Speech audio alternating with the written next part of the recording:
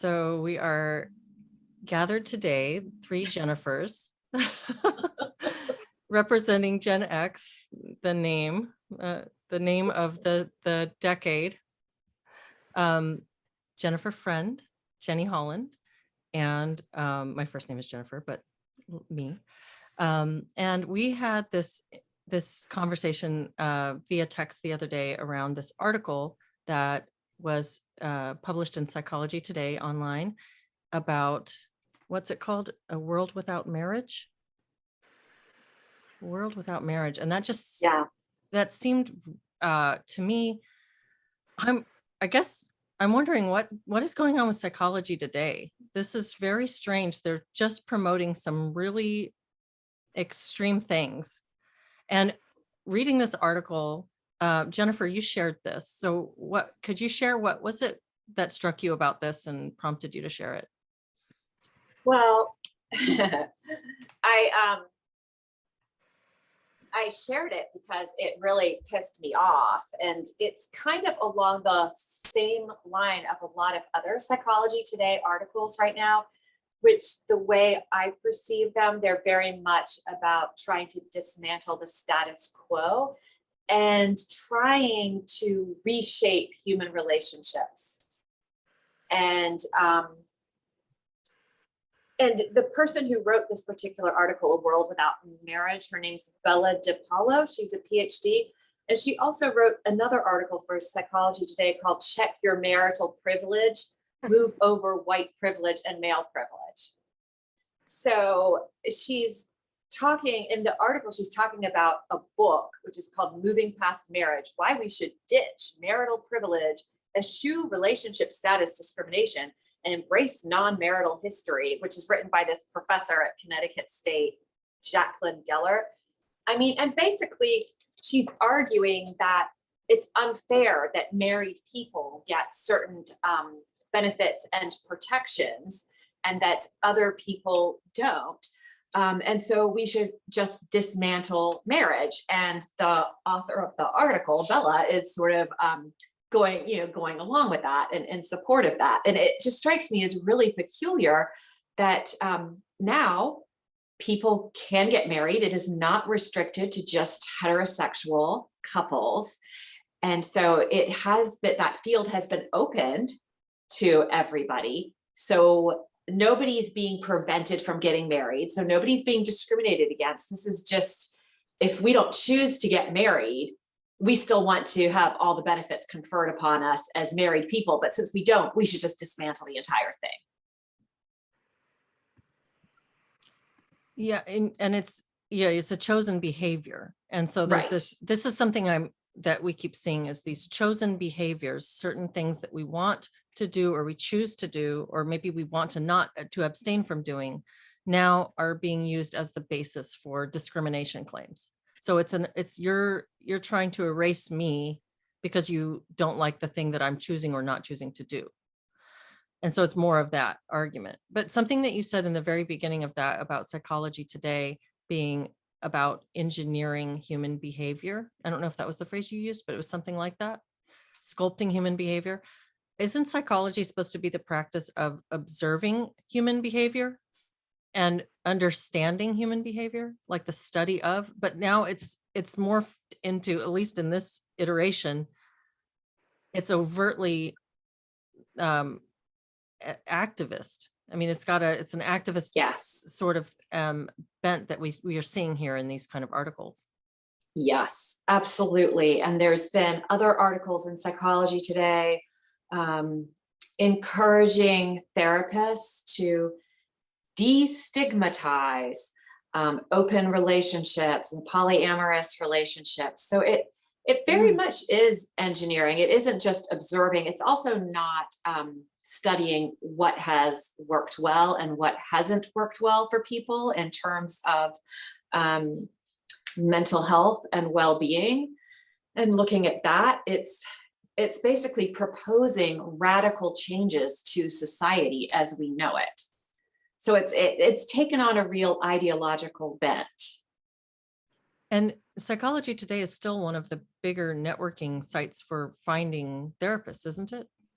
Yes, it absolutely is. Full disclosure, I advertise on Psychology Today. They have a little segment, Psychology Today, find a therapist, and you can search by last name or by areas of expertise or your your zip code or city. So it's a great service. It's wonderful. It really does help people find therapists because there's little bios, a photo. It's a great service. But the magazine, the Psychology Today magazine, I just, Mhm. it boggles my mind, honestly. Yeah. What are your thoughts about this, Jenny?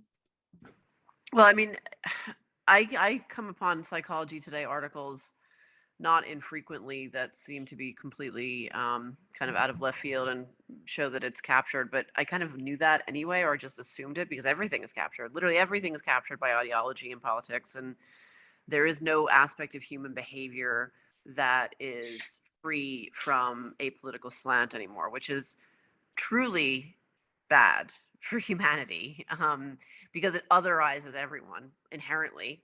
If everything is political, then everyone who doesn't see things your way or agree with you is a political other, is a political enemy, essentially. It's terrible. I mean, I wrote a piece for Spiked a few weeks ago about a couples therapist. There's a TV show on HBO. I think it's called Couples Therapy. I've never seen it. I tried to find it here. I couldn't find it to watch, but where the couples therapist in New York is her speciality is bringing like white privilege into the therapy session, which I was like, oh, that sounds like what could we possibly do to make couples therapy even more delightful? Let's talk about our privilege as well. And there was this hilarious vignette where she's like with a black man and a black woman, and she's trying to figure out who's the most privileged. And spoiler alert, it's the man, of course.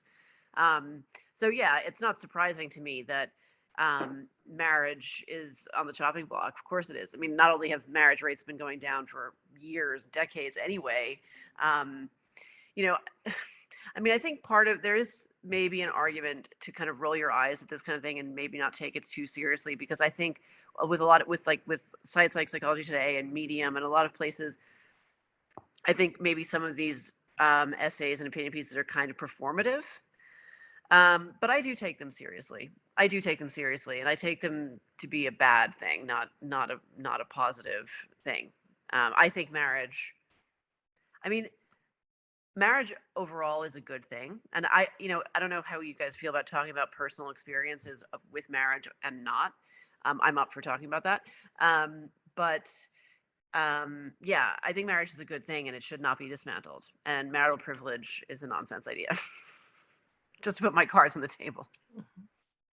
Yeah, when I first read this article, after you shared it, Jen, I kind of skimmed it pretty quickly, and I bristled at some of the assertions therein. But when I went back and reread it, I saw how thin it actually is. It's very weakly supported. And what you said, Jenny, about sort of taking it with a grain of salt or sort of dismissing some of these things because you already expect them to be activist, ideologically biased pieces but I don't know if everybody sees it that way. And Right. so I do think that it is worth taking seriously, the fact that these kind of ideas are being pushed, not just allowed a platform, because I mean, Yeah. platforming ideas is one thing, but to Right. kind of continually push this, but on a site that is legitimized by um the patronage of most licensed therapists, really. I mean, and just it's such a hub, and it's such a resource for people that gives legitimacy to the Totally. editorials there that Yeah. are published there. So Especially because I mean, I think with therapists and with teachers, there's an extra level of accountability that's needed.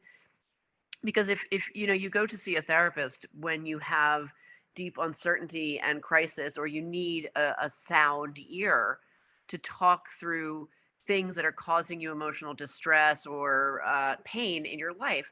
So the last thing you should be having to deal with then is a person who has an agenda and is going to put that agenda in front of your well-being and your individual circumstances and your individual pain. I mean, that's such a dereliction of duty.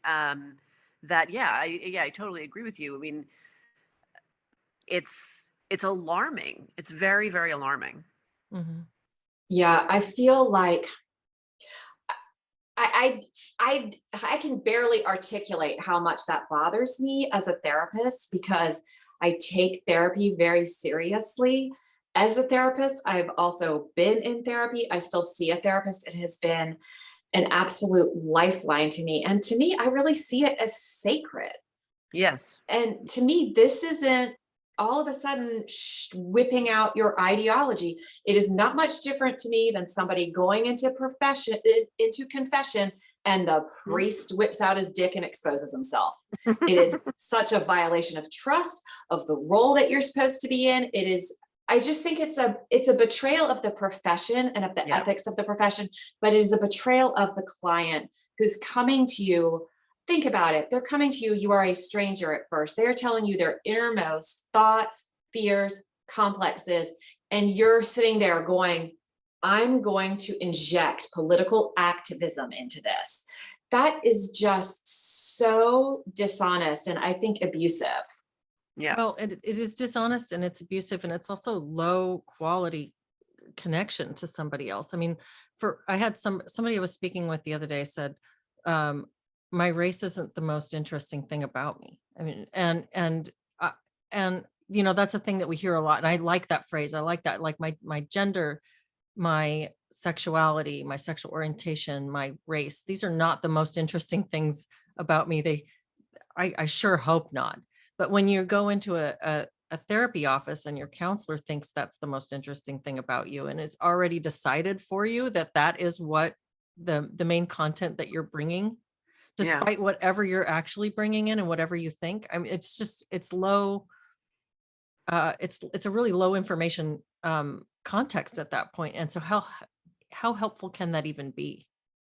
At that point, I mean, even if it's not offensive on all those other levels and disturbing on all those other levels, it's just you're being gypped out of a quality connection with somebody who should be there to really just be open to experiencing you as you unfold to them. Like, Yeah. who are you? I don't know who you are. I'm curious about you. Instead of I already have decided who you are because I've looked at your face and your skin color. Right. I've decided who you are and what you need to do and what all your troubles are due to based on the position that you hold in Mhm. society. Mhm. Yeah. Yeah. Mhm. I only skimmed the article, but I quickly picked up on a note of sort of like almost like adolescent resentment, which I find in every aspect of woke culture. Sorry about that. Mhm. And it's the defining characteristic, I think, of left-wing politics in general, and woke, if that's a subset, is probably not a subset, it's probably all of left-wing politics at this point. um, but it's very much driven by this sense of like, oh, someone else has something and I don't have it, Mhm. therefore I Mhm. must attack.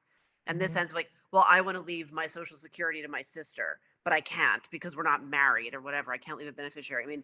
I mean, I just don't think that that is something that's worth ruminating over in life. And I think Mhm. that if I go to a therapist and I'm ruminating over that, I would hope that the therapist would sort of guide me away from this, because it's one of those things. Like, I mean, maybe I'm just old fashioned, but in my experiences of therapy and my experiences of, family members going into AA and recovery and stuff, like, don't fret over things you cannot change is one of the key tenets. And so yeah, like the sense of like of very immature adolescent kind of anger and resentment is what I picked up from that article, Mhm. even though the woman who wrote it probably is neither adolescent, or I don't think she's an adolescent, but I think when they tried to kind of weakly steelman the what about the children argument. Well, I don't even know if you'd want to call it that, but they sort of gave they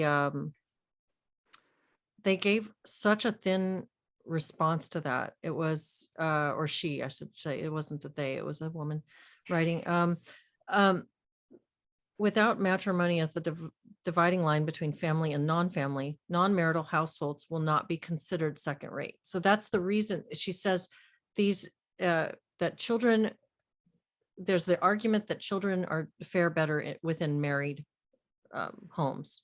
Children of marriages do better than children of of non-marriages, I guess, or Mhm. single families or non-married adults.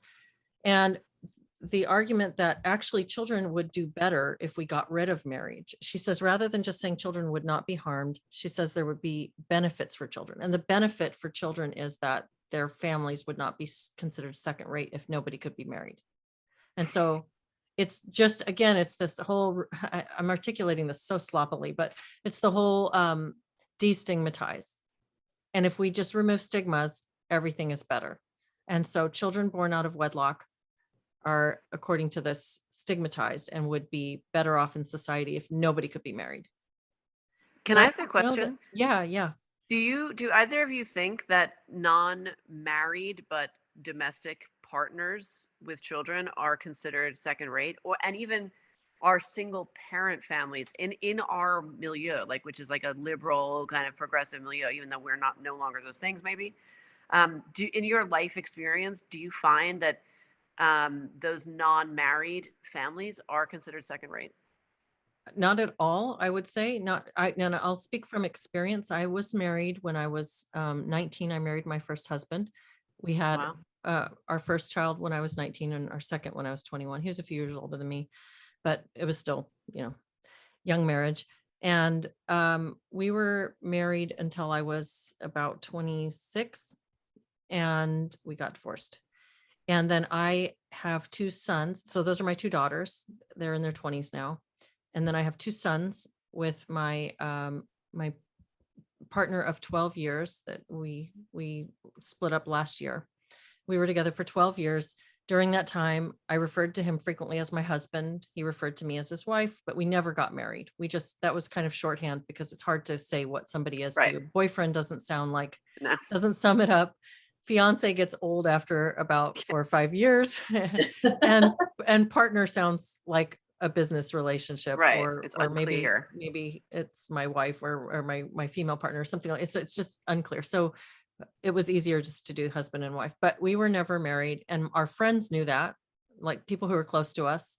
Our family certainly knew that. And I never felt like my children experienced any stigma or difficulty. And it didn't seem any different to me raising two kids, at least for the purposes of how the children were viewed by friends, family, and society in general. So that's my experience. I think what you were saying, Jenny, is correct. There's this adolescent resentment vibe to the article, because what is essentially being argued is, I want all of the privileges of being married, but I don't feel like doing it. Right. So exactly. I'm ticked off about it. And therefore I want to ruin marriage for everybody. I just want to get rid of it. This person's entirely free to be married. You can marry a man, you can marry a woman, whatever you like. So, and if you choose not to, then that's your choice and that's fine. You're an adult, so you can make that choice. Nobody's stopping you. Nobody's stigmatizing you or your children. And let's say a few people did disagree with you or think it's second rate. If you feel firm in your convictions, what the heck do you care? Are you saying you have to have everybody's approval 24/7? Yes. Well, that's what all woke people are saying. They demand all validation. They demand all the rights with none of the responsibilities, which then that aren't rights. They become privileges. If they don't come with responsibilities, then they become special status. They become, exalted status. That is literally the entire manifestation of this so-called political ideology. I mean, it's like that in every aspect. But yeah, I mean, I was born in the middle of the 70s, and a lot of the kids I grew up with, a lot of my family friends I grew up with, were single mom families. My parents were married, but I mean, we just didn't live in that time. It's like these people it's not that they're trapped. I think they're actively wishing that they were still in the 1950s, where we had a much more strict morality and a strict social code, so that then they would have something to rebel against. But they don't. But we aren't, so they don't. So they're just going to cosplay that we are, so that they can feel like they're like a crusader or like a great moral hero, and they can write dumb takes on something that they are not in any way, wise enough or deep enough to just dismiss out of hand, like an ancient institution like marriage. Like, let's talk about marriage actually, because like, I mean, I, I think I've been married twice. I married in my early 30s, and got divorced 5 years after we got married, and we had a son. And I left my first husband when my son was 4, and then I met my second husband, and we stayed. We were together for 8 years before we got married. We only got married a year and a half ago, and so I've always been, when I was growing up, I was really focused on like having a family, and I didn't really care that much about a wedding but I was like, yeah, no, I want to get married. If I had met someone and fallen madly in love with someone who said, I'm never marrying, but we can live together forever, we don't need government permission, I probably would have gone along with that. But I was like, yeah, let's get married. Why not? I don't see why not, right? But I think now that I've been through one failed marriage and one long kind of civil partnership followed by a marriage, I think I now understand what the point of marriage is, and it's actually, um, it's the responsibilities of being married that actually, I think, in my personal experience, have helped me become a real adult. And I'm not saying that you can't be a real adult unless you have these responsibilities, unless you choose to get married. I'm not saying that, but in my personal experience, committing to someone to such a degree that you really have to work through your problems and kind of stay on course requires introspection and a personal discipline that I don't know if you get if you don't actually get married. That's my 2 cents. I'm still working through this idea though, because I'm still in the process of it, right? I'm still learning, we don't ever, it's not something that will necessarily stop, but I think it helps you understand and put checks on and limits your own indulgence, if that makes sense. 100%. Yeah, it's kind of like a spiritual discipline, really, because Yes. you're always thinking of what is good for the marriage. And Joseph Campbell talked about marriage in ways that I thought were really insightful. He said that when you're married, you're not sacrificing to the other person, you're sacrificing for the sake of the marriage. Like the marriage is its own sort of entity. And you do things for the good of the marriage because you value that union. And it is good because it does put kind of checks on the excesses that we all have. And I don't know if we get that same level of that when we're living together without marriage. There's something very psychological about going through the marriage. It's kind of like passing through some kind of archetypal gate. And I don't know. I don't know what that is, but I think it has something to do with it. It's always floating out there, the idea of marriage. So if you're not married to your partner, the question is always why, and there may be some very good reasons. Mm-hmm. Sometimes there's legal, logistical, financial reasons, but it's always like, well, there's this final step that we didn't take. And why is that? Does our relationship not support that final step? And when you take that final step, there is a sense of passing through something into something else a bit. Yeah. Yeah, that's a really interesting point. I think what Jenny, when you're talking about the difference between being married the first time, going through a marriage, and then going through a partnership that has culminated in marriage, but spent many years in that pre-marriage or non-married commitment. Yeah. I have a similar experience with mine. My first marriage, I was really young. We had a lot of issues connecting with each other. It was difficult, a difficult relationship the whole time. And when it failed, I felt really, I took that failure really seriously. And I felt, it was a moral failing to me. It mm-hmm. felt very bad. I've spent many years still working through how that fell apart and whether I should have done more to that commitment, you make a commitment for a lifetime, and when it falls apart, it Yeah. leaves a scar. I mean, it pulls Mhm. out of your life and leaves a hole where it was. And I think, I also, I am sympathetic with one argument that gets raised a lot in this Psychology Today article. And even though I don't agree with how the author supports it, I am sympathetic to the idea that the state doesn't necessarily belong in people's unions. And that was one of my objections to marriage with my previous partner that I spent 12 years with. I felt like it was a formality. This was my thinking at the Mhm. time. We've talked about marriage, we're deeply committed, we have children together, we own a home together, Yeah. our lives are intertwined. He's the stepfather of my children, my girls, and the father of my boys, and we might as well be married. So I took to heart that commitment. I think I think as deeply as if not more so than I did when I was actually married. And so Yeah. for me, that level of spiritual connection and responsibility felt like marriage. But in reflection, after things fell apart and looking back on the wreckage of that relationship, I don't think he did. And I think that there would have been a difference in the conversations I've had with him since. I think it would have meant something different to him to have followed through with that ritual. I That is my Yeah. suspicion. And I think many people maybe do need that ritual in order to feel finished and feel really complete in that relationship. Yeah. Yeah, my husband says something similar. Like he had a family before he met me. He was also a young bride. Um, he was 19, I think, or 20 when he had his first kid, and he and his ex partner never married, and then he and I didn't marry for a long time. And so when we married, and very much for the same reason, they raised 4 kids together. You know, like why we don't need Mhm, we have children, like having children.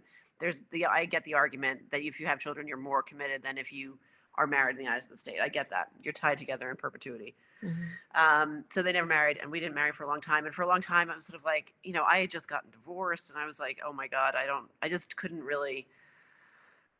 I was, working through that moral failing that you talk about, because my first marriage, I married for love, and I really thought I'd married the most stable, most dependable, most loving person I would have find. And when that turned out to just completely collapse, I was really like, okay, how did I get this so wrong? I am the captain of my life here, and how did I steer this life of mine directly, and my son's, directly into an iceberg? What have I done? Like, really. So that took a while. But funny enough, when Brian and I got married a year and a half ago, um, ever since then. I mean, it hasn't worn off. Like, he's always saying to me, "This feels so great. It feels so different. I'm so surprised at how much better it feels, and how much I love saying the word wife and being your husband as opposed to just being your partner." And we ran a business together for 5 years, so we always had that awkward thing of like, he is my partner, and then you can't say boyfriend when you're like 45 years old. It's just embarrassing. It's embarrassing. And we got engaged years ago, and it was like, it was so but I mean, to me, it wasn't so much a difference. I'd already experienced it, but he's been really vocal about that throughout. And he's not a particularly like big romance kind of guy. He doesn't care about Valentine's Day and anniversaries. But he really does. It means a huge amount to him that I am his wife and he is my husband, which is lovely. It's so nice.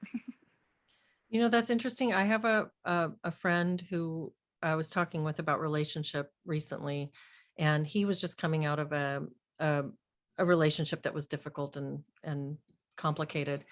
And he told me, and I don't know this any research to support this or not, but I found it very interesting that he said this, and I don't know if this is just his own experience. He said that the bonding chemicals that women experience um, after being physically intimate with a partner are not the same for a man, but men experience a similar level of bonding when they make a commitment. When they Hmm. commit to a woman, they experience that release of bonding chemicals. And so I don't know if that's just his anecdotal experience as a man or if that's based on something, but I found it really interesting and it's sort of stuck in my mind. And it really aligns with what you're saying, at least in your husband's experience, Jenny, where he's he's experiencing something really powerful when he reflects on the commitment, the spiritual um, and and actual commitment that he has made to your relationship. Yeah. Mm. Yeah, absolutely. That's very interesting. That makes a lot of sense, actually. I like that idea. I Yeah. mean, I think I'm working on a piece about this at the minute, actually. I think that society has completely forgotten the positive male attributes.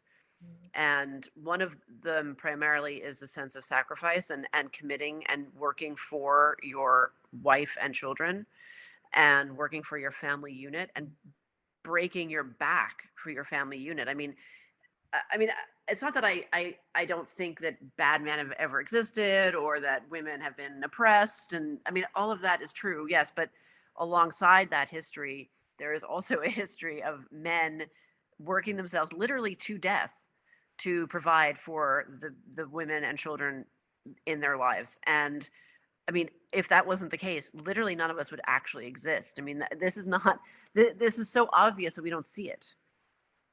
And so yeah, I think again, I can see how not being married and being in a committed relationship works for people. I can totally see that. I don't judge that at all.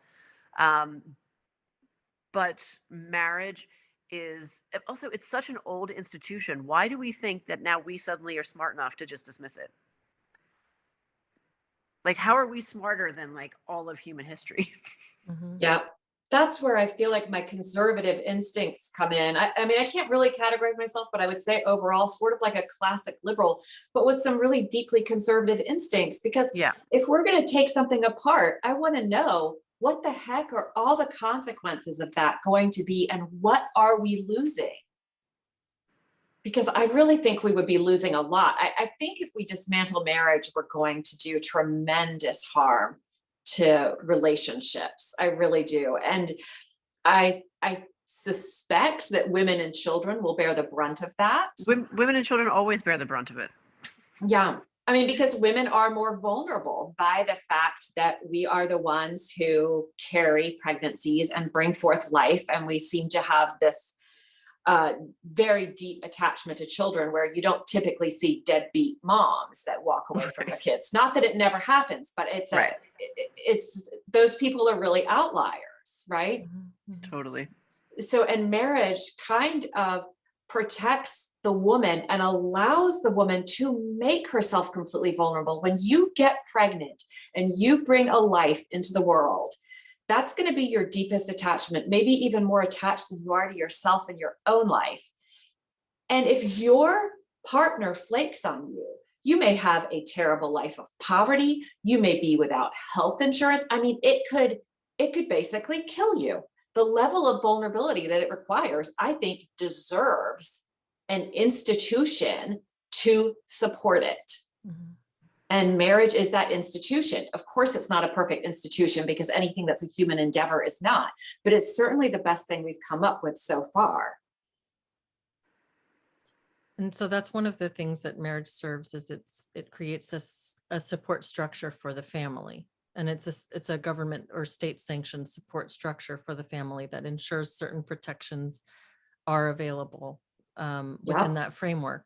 And then, but outside of, so there's good arguments for state licensed marriages, and then there's arguments against. I think and the arguments against are similar to the arguments against licensure in general, because as you know, we started off this conversation talking about the counseling profession, for instance. People are seeking a license, and when that license process is hijacked by ideologues, then you end up churning out a profession that's tainted by the ideology that's Yeah. undergirding the licensure process and enforcing certain sorts of strictures on those on participants. And similarly with marriage, if you're asking the state for permission and the state to be involved in that, well, then there's somebody outside of your of your marriage and even of your spirituality that has a say in how you conduct yourselves, and maybe can give you certain incentives or even penalize you in certain ways. So your student loans now are your husband's problem or whatever it is, you know. Right. So the the But if we're in a secular society, if we take the state out of it, what are we left with, and what does it mean to be married? And this was something that was interesting to me from this article. The very end of it, there's a quote here, and I'll just go ahead and read it because it's not very long. It says, "In the institution of government sanctioned marriage, privatize marriage. Let churches and other religious institutions continue to offer marriage ceremonies. Let department stores and casinos get into the act if they want. Let each organization decide for itself what kinds of couples it wants to offer marriage to. Let couples celebrate their union in any way they choose and consider themselves married whenever they want. Let others be free to consider them not married under these rules. Others may prefer." If 3 people want to get married, or one person wants to marry herself, or someone else wants to conduct a ceremony and declare them married, let them. If you and your government aren't implicated, what do you care? And so is this person like 14? Like, seriously? yeah. I don't, who is that? That's this person is Michael Kinsley. I don't know who that is, but he's written an article on this. Moving past marriage, ways to move past marriage. And this is taken from an article published in 2003 called Abolish Marriage, and it's in Slate. So I don't know, what are y'all's reactions to that? It makes no sense. I don't understand. I'm like, so you can marry yourself, you can marry 3 people, you can marry 2 people, you can marry in a department store, you can marry in a casino. Woohoo! Like, it makes no sense. It makes no sense. Like, if everything is marriage, then nothing is marriage. That's right. There it goes again, though, right? We talk about that sometimes in terms of, boundaries and the boundarylessness of the left. And this is, again, it's just tearing down boundaries. And yes, if you dedicate your entire life to another person, and which generally means that you forsake all others, you say no to the many to say yes to the one, you reject a whole bunch of other experiences, and that person dies, I think it's nice that you can get their Social Security after they die. And by the way, though, when your partner dies, you get to keep whichever Social Security amount is highest, yours or theirs. You don't get both, which is, I think, sad because you've both put into it. But that's how the system works. But so I think that there should be some payoffs to that. There should be some benefits to it. You should have more say so in terms of that person's medical needs and things if they become incapacitated, because you've committed your entire life to that, and it should confer certain benefits. And now that anybody can get married, I don't see how you can say that they're being discriminated against. They can either choose to do it or choose to not. I can choose to go to college and have the degree conferred upon me, or I can choose to not, and they're not going to give me that degree. But they're not discriminating against me in some kind of hostile way. I simply didn't complete that program. Yeah. Well, it seems like marriage. Oh, go ahead, Jenny. Well, boundaries is the key to all of this. Mm-hmm. But I mean, because this is not like the friendly populist, we're we want to defeat fascism of yore. This is destroy human relationships so we can replace them with what is essentially communism. I mean, I'm not saying this person who's writing this article is advocating this or even understands the implications of what he or she is saying. But the left as writ large now is totalitarian to the degree where they want to destroy every boundaried relationship that humans have, or the most important ones being, between spouses and between parents and children. And they want to destroy those so that people will basically lose their minds and become utterly dependent on the political ideology that then they will use to rule over us all. I mean, this is no longer in the realm of conspiracy. This is happening all over the place. Otherwise, why do we have teachers sitting around being caught on camera talking about making their kindergartners queer? I mean, this is not a matter of just like, well, I mean, I think marriage should be open to blah blah. No, I think we're beyond that, and Yeah. and why lesbians are being told they're bigots for not liking girl dick. I mean, that is rape culture. That is rape culture, right? You are violating my boundaries in order to choose a sexual partner or a marriage partner. I am inherently being discriminatory, and that is my right. And suddenly, this idea of anti-discrimination means I can't discriminate on who I let into my bed and who I let into my intimate body spaces. I mean, that is genuinely horrifying. That's dystopian, and that is what is driving these ideas of like abolish. You know who else wanted to abolish marriage? Unless I'm mistaken. I mean, I'm pretty sure communists wanted to. Well, yeah, like, that's part of the Communist Manifesto. Yes, Is, and you know, also we're might gonna. I add that Karl Marx, whilst he did have a wife called Jenny, and I was named after her because my mother was a Trotskyist. He lived in dire poverty. His children were badly cared for. He didn't know how to. He thought he was above having a job. So his own family life was intensely unhappy and unstable because he had all these ridiculous notions about reforming the world so that he personally wouldn't have to work in it. So he wouldn't have to be the male provider. I mean, this is not like an untainted, pure political philosophy. And maybe there is no such thing as a pure political philosophy. I'm not a philosopher, but his certainly wasn't. I mean, you can make an argument that he was just a lazy bastard and didn't want to get a job, and so therefore sat around while his children didn't have enough to eat, and he was dependent on the charity of industrialists so they could all survive. And so he could type out this book, which caused enormous damage to the entire world in the last 200 years. While at the same time maintaining this ridiculous illusion of superiority to everybody else. Exactly. And I've never dated somebody who considered themselves to be a communist or Marxist or Maoist, but I have indeed in my youth dated people with that precise attitude. Yes. And oh my God, it is disgusting to see it up close and personal, and what people who hold that attitude are willing to do, and the suffering that they are willing to witness, so that they can remain above everything, above the rest of us, above having to work, above having to answer to anybody, above having to drive to an office.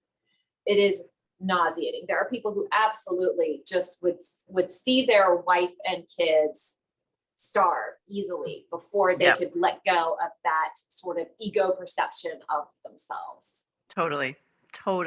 It's disgusting. And I am of the left. Like my parents I grew up in a very left-wing bohemian intelligentsia environment. I am not from a kind of normie family in any way. And I can absolutely attest that lefties, and I'm not talking about my own parents, because my mother had a lot of like working class common sense that she got from her mother, who was from the Bronx and raised 10 kids. So my mother still had that deep attachment, thank God. But I can say, having grown up around the left, they make the worst parents. They are disastrous. And I think a lot of these terrible crises we're seeing among young people is that either they were brought up by left-wing parents or super progressive parents or super liberal parents, or that's just permeated the entire parenting culture, entire family culture, that it's done a tremendous amount of harm. Not to say that like strict religious upbringings are easy. I'm not saying that, but the left have no clue. They have no clue when it comes to running a family and having some sort of sense of order and competency inside your home, because everything is focused on externalities, like, oh, bring down the system. Like Jordan Peterson says, and he is right. Make your bed and then worry about the rest of the world. I mean, that's just basic adulting 101. This is treated as some like crazy right-wing revelation now. I mean, that's a bit of a disaster. Well, for that us, sounds like the problem of high openness. Yes. If high openness leads to great creativity, but it also can lead to just an avoidance of tradition and an avoidance of rules, which, I mean, there's something to be said for balance in that area, but also if you completely throw them out the window, you're left with just what? I mean, chaotic. Yeah. It's just chaotic potential. And you mean Leslie, you've 4 kids, so I'd be interested to know if you agree with this statement. But I think that children are naturally conservative little creatures, and they're very hierarchical, and they need boundaries, and they're just like the pure human spirit. I don't mean pure like holy, or but like but they are the most undiluted human spirit, and they recognize and they categorize difference, and that's how they seem to perceive the world. And because I remember when I was really little, my parents not being very traditional in many ways, I didn't like that. I was very threatened by that, and I found it very destabilizing in certain ways. And they did balance it out by my grip in a home with order.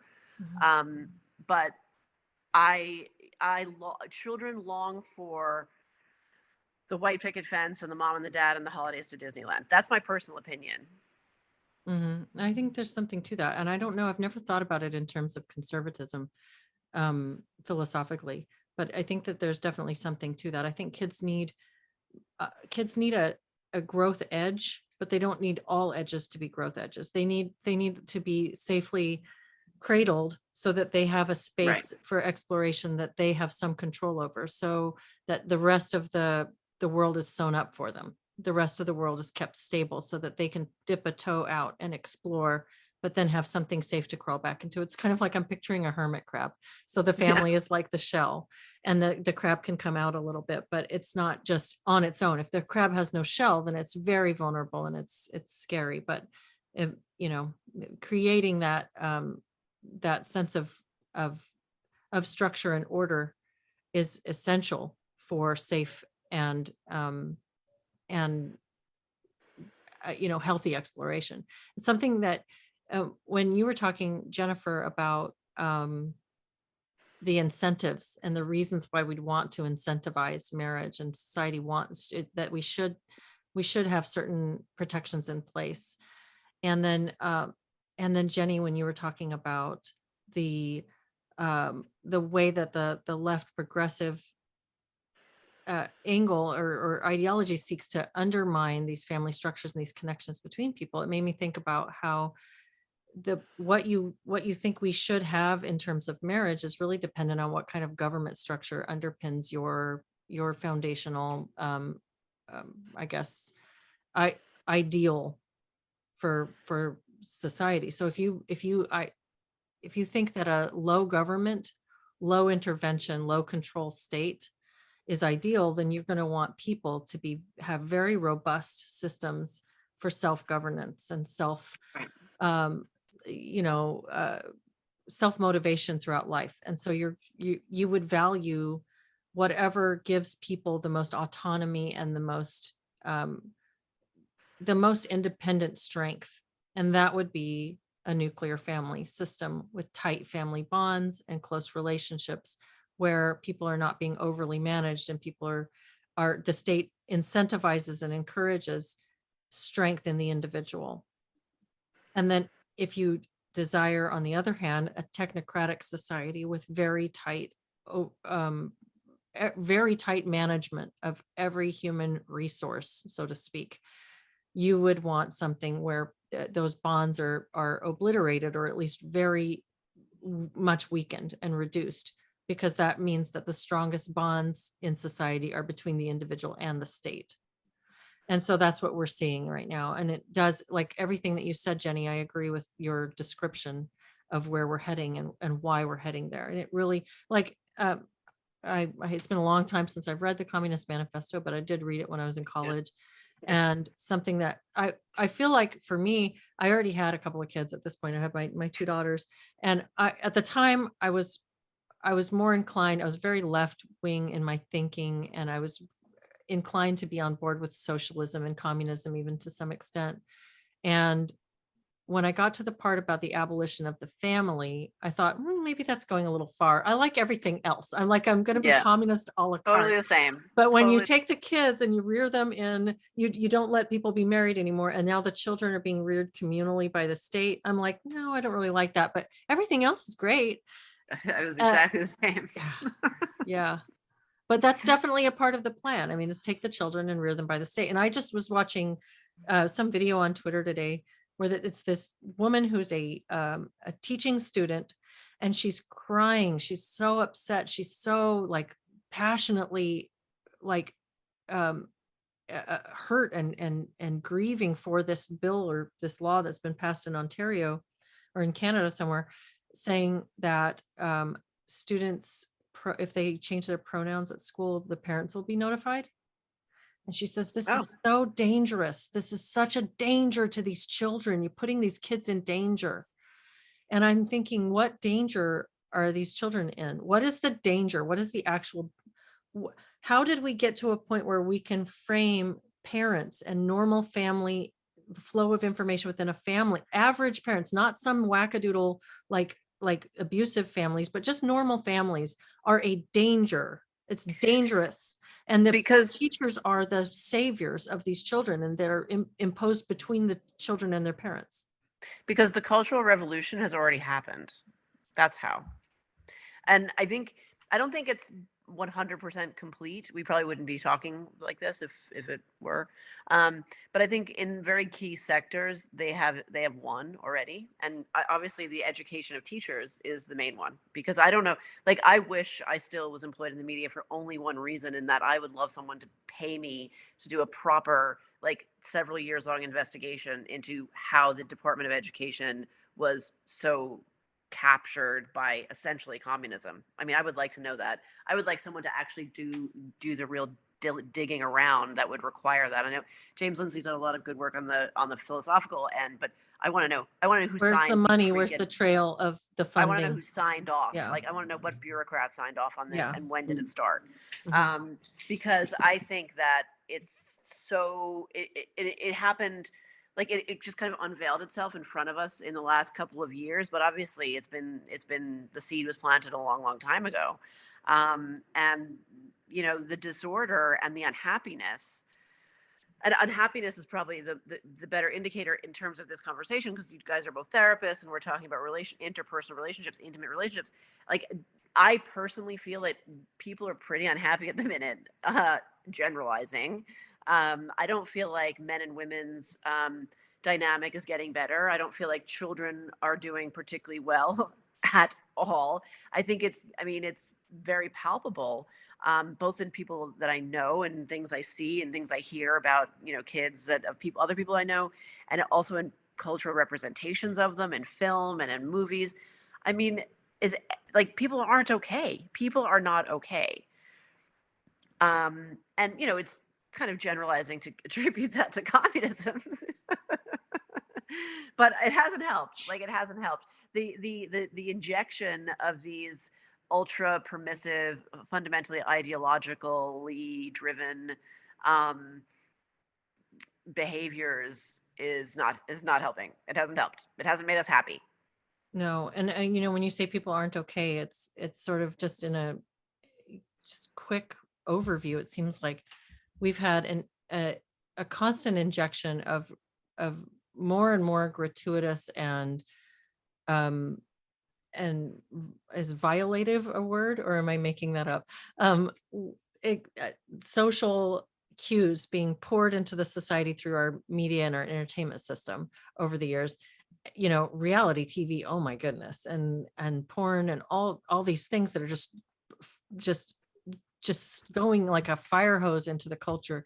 And then you destabilize things completely with this whole COVID nonsense and locking people out of jobs and school and throwing everything into utter chaos at the same time as you pour a ton of funding into making social justice advocates out of your therapists, and then fund a whole bunch more therapists to go into the schools, so that when the people come back and they're completely destabilized and they're totally confused and wrecked, they need mental health care. So they go seek mental health care from a new system of educators that have been completely compromised by this ideology, and they're ready to just accept you in and program you and spit you back out as good little technocratic citizens with your intersectional identity firmly in place.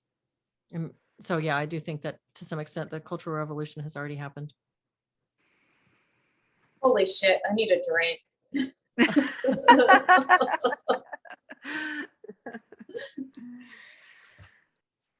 Yeah, I think that's a very good summation, Leslie. I really do. I think that's pretty on the nose. Well, I think we need to pull our kids out of schools ASAP. Well, yeah. I mean, I think that we need I to boycott these schools and let them fail. That's what I believe. And maybe I'm speaking too strongly, but that's what I think. While we still have the legal right to homeschool our children, we need to pull them out, because even if your kids are sitting around doodling in a book all day and reading and no, they're goofing much around better off. and They're much rubbing better a off. stick in the dirt all day long, they're better off than what they would be getting in this stuff. And although all the attention has gone on with the transing of kids, which is, obviously terrible, actually bureaucrats and administrators have been abusing children in the United States school system for decades now. I mean, how many kids have been forced to drug themselves? How many parents have been forced to drug their kids because of just normal kid behavior? Or because the adults who are teachers have no idea how to have classroom management. And actually, I mean, it's not always the teacher's fault, but like the government has been abusing children for a very long time. It's not new. I mean, it's particularly dystopian that teachers are, encouraging boys to castrate themselves and girls to cut their tits off. But like, I mean, it's not like this is not coming out. It's coming out of nowhere. I mean, even the fact, like, this always struck me, because I was educated in America only until the age of 10. And by the way, the school I went to was a horror show. It was terrible. This was in the 80s in Brooklyn, and like working class, blue collar Brooklyn. But I moved to Europe as a 10-year-old anyway, but I was always really shocked that kids in American high schools in particular had to start so early in the morning. Like, even that is like a cruelty against children. I mean, I don't know if that's even the norm anymore, but kids starting at like 7 a.m. and having lunch at 11 a.m. I mean, talk about like punishing your body. It's a violation of your circadian family rhythms. culture. Yeah. Mm. So yeah, I mean, I agree with you completely. I left America when my son was 2, and I didn't announce it in this way at the time, because I don't think I'd even heard the word woke yet. But I started to get an inkling of what was going on in the New York City public schools, and I was like, not for my kid. I'm not doing that. I was like, I'm not going to get along with the other moms at the gate if they're all okay with this. Like, I need to go. And yeah, 100%. If I was still living there, I wouldn't let teachers anywhere near my kid. What do you think, Jennifer? I'd be careful too about what therapist says your kid. Yes. You don't want a woke therapist. You don't want a therapist very careful. who's Yeah. going to encourage your kid in their gender dysphoria and the establishment of a synthetic identity, which is unfortunately happening. Absolutely. I'm very sad about that in our profession, and I have I won't say I feel ashamed, because I'm not the person who's doing it, and I'm not really a collective guilt type person, but I do. Let's just say I'm really quite embarrassed about it. Yeah, it's really a strange thing right now. And it's when I made the decision a few years ago while I was still in school that I wouldn't work as a licensed therapist. I still wanted to finish the degree, but I seeing this, I couldn't sign on to that. But I think that there's so many reasons to do it. I mean, people are so, the licensing and the appeal to authority that brings and what that signifies really still means so much to a lot of people that absolutely it's hard. I think we need a massive cultural deprogramming and a move away from expertism and a move down to smaller sources of understanding. And just, I don't know, that's a whole nother topic, and here we are, I would agree. about an hour. So any final thoughts on marriage? It's great. It's great, but divorce really sucks. So Yeah, I would agree. But I do think if you're married and you get divorced, maybe you have a bit more rights in terms of finances and how things are separated out than if you did not marry. So you absolutely do. Absolutely. Yeah. So I think marriage is still, especially if you have kids, I think marriage is still really a protective institution for women and children. And, if we want to keep breeding and not become extinct, I think we should have more, place a higher value on marriage and what it offers us. Yeah. Yeah, I have a friend who has started a divorce process around the same time that my relationship fell apart. She's still in the middle of it. It's been more expensive. It's been more difficult, but she's coming out with a much better set of protections. And I'm just screwed in lots of ways. Lots of ways that I'm just completely screwed. So yeah, it's interesting to see that, but it's a big story. I do have one final thought, actually, which isn't, it's not really a statement, but when I was growing up, I was given the message just from society in general to like play the field and don't get married too young. Getting married too young was like a bad thing to do. But if my son came home to me at the age of 19 or 20 and said he was going to be a dad and he wanted to marry his girlfriend, I would be like, that's great. I wouldn't have an issue with it. So that, I think that just says kind of where my trajectory has gone. I would not have an issue with it. Yeah. And I think, the whole idea of enforced monogamy, Jordan Peterson's gotten in so much trouble for talking about, but it really is not, it doesn't really mean enforcement like you are obligated forever. It just means a society that upholds that kind of commitment as something that's important and reflects back to the couple that this is important and that this is a valuable state, which is, I mean, we have anything but that right now. The society is reflecting that you should play around, you should be polyamorous, you should cheat, you should, oh, it's no big deal. What ethical non-monogamy is this whole new thing. If you ever go on dating apps, we could do an entire hour on that. I have thoughts on that. Yeah, we definitely should. But I gotta say that topic kind of pisses me off. Yeah, okay. Really pisses me off. So maybe we'll just do like a to be continued and not go there right now. But I'll just say that I think that there would be nothing wrong with early marriage like that if we lived in a culture that really supported people through the ups and downs that are going to come along, because it is hard. It's hard to stay married. It's hard to stay committed to it. It takes a renewal of commitment. It's not just, oh, we fell in love and now we're together. You have to really take that seriously, and you have to take that seriously through time. And I'm sure we all have lots of stories about that, but well, thank you guys for a great conversation. And I really look forward to doing it again sometime. Yeah, let's do it. It was fun. Yeah. All right. Awesome. Thanks, guys. Yeah. Take care. Thanks for listening. Bye.